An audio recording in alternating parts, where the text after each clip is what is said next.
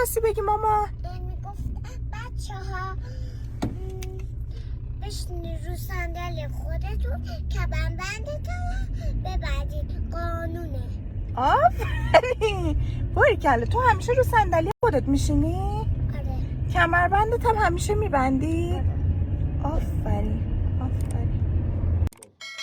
تو میری فوتبالای سر گل برای چند روز میری؟